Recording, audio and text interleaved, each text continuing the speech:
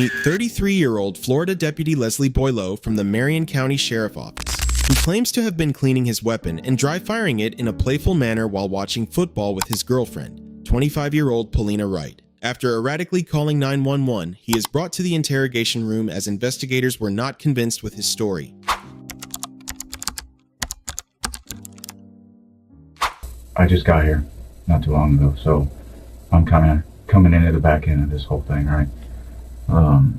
So bear with me, because I really don't know a whole lot, but first thing I wanted to tell you is I'm sorry for what's going on. Dale, what's your birthday? And what's the home address? And spell your last name for me. Boileau. Sorry, but I want to make sure. All right, you know the drill, right? Yeah. So, I'll get through it. If you need anything, let me know. But obviously, because we're here, we gotta talk about kind of what's going on, right? I know. Yeah. I really don't want to talk about it. You have the right to remain silent. Anything you say can will be used against you in a court of law. You have the right to talk to a lawyer and have him present with you while you're being questioned. If you cannot afford to hire a lawyer, one will be appointed to represent you before any questioning if you wish. You can decide at any time to execute these rights and not answer any questions or make any statements. Do you understand each of these rights if I explain them to you? I do. All right. So, kind of, like I said, I was kind of coming into the back end of this. Tell me exactly what happened. It was an accident. We were training. What do you mean by that? You were training? We were doing dry fire drills and cleaning the guns. I was so worried about her because she picked up a loaded gun. I unloaded her gun and I forgot mine. Had a magazine in it. So you and her, and I'm sorry, what is her name? Paulina Wright. Paulina Wright? Mm-hmm. And you said you were dry firing, training with guns. What kind of guns were they? Mine was my Daniel Defense, the rifle, or it's considered a pistol or whatever. Okay. And then go ahead. It's a 5.56 rifle. 5.56. Okay. And then she picked up my 9mm pistol. Those were the two guns that were there. Okay. So, what time did you guys start, doing this training? I don't remember what time. We were cleaning and doing that for maybe an hour. We just got done with dinner. We went out, had dinner, came back. We were starting to watch the football game together, and we sat down. I just ordered all of that stuff that was on the table, the new stuff for cleaning and the mat and stuff. And she wanted me to show her how to do it. So we started doing it, and it just led into this. Okay. So, was she pointing the gun at you? Were you pointing the gun at her? Kind of go through that. In a general direction, right. Which I know is fucking wrong. We should not have been doing that. She was...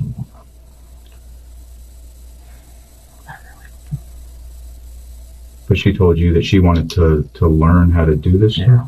Okay, and is it just...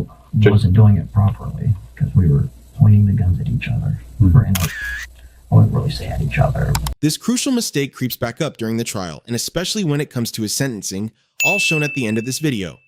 And general directions, which, because we were sitting across from each other. At the table, you're on one side, she's on the other? Yeah. And where the green mat was is where I was. Okay. And she was across the table. And so are you cleaning the guns, or are you teaching her how to both, to aim and stuff? We started with the cleaning. She had the rifle first. Okay. After I got done putting it back together, she was messing with it while I was cleaning different parts of it, and we started to put it all back together. I forgot that I put the magazine back in it, and then she picked up the pistol that was loaded, and I was working because she started waving it around because she doesn't know. Right. I don't think she's ever shot a gun before. Okay. She's like, show me how to do it. I was like, well, first give it to me. this to fucking happen. So originally she had the rifle. It was on, you had cleaned it, is that right? It was in parts. Right. You had disassembled it. Yeah. And you were cleaning it, or? She was picking up different pieces of it. I was showing it to her, stuff like that. Then I put it back together, and then she picked up the pistol. Okay. And then that's when you put the rifle back together, you loaded the magazine into it? Correct. I normally keep the magazine with it. I don't keep one in the chamber, but I keep the magazine with it. Okay. And that was going to be my next question, because I don't know shit about guns.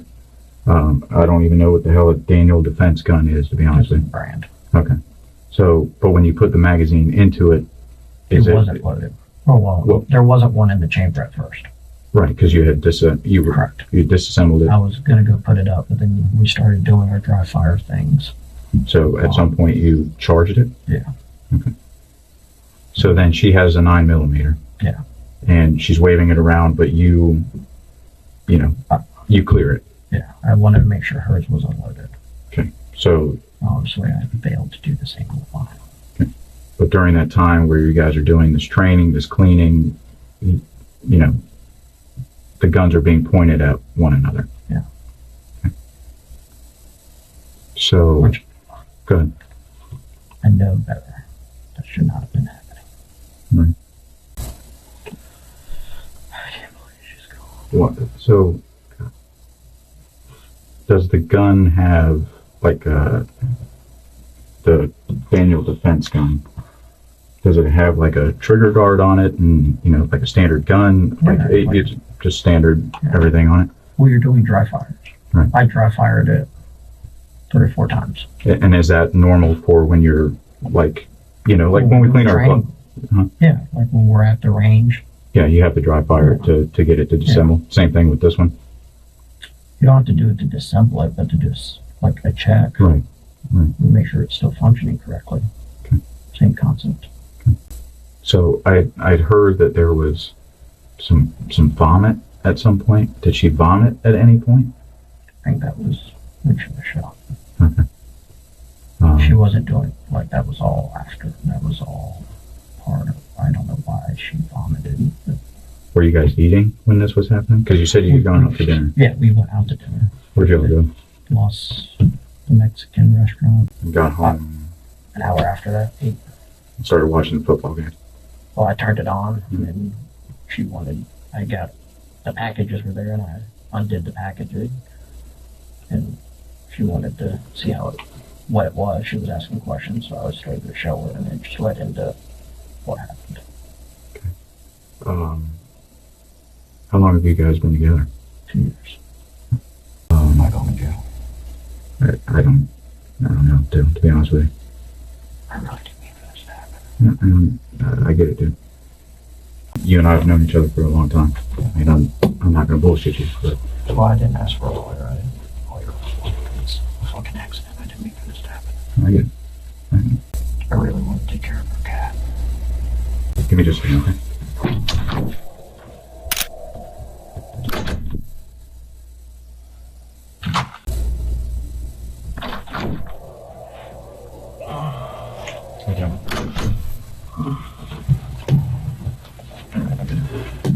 Alright, so I just got back from the house.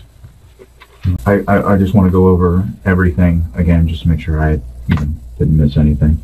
Kind of just get a little bit more of a detailed thing.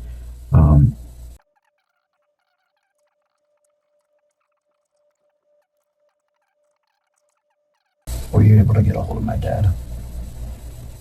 I did not. What is his phone number? Do you know it off the top of your head? I don't. Okay. No, I didn't, but that doesn't mean somebody else didn't.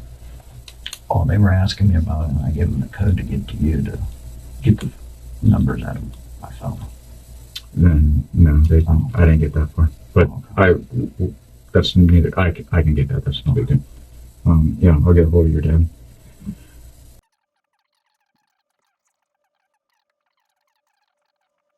What was the code to your phone, dude? 3003.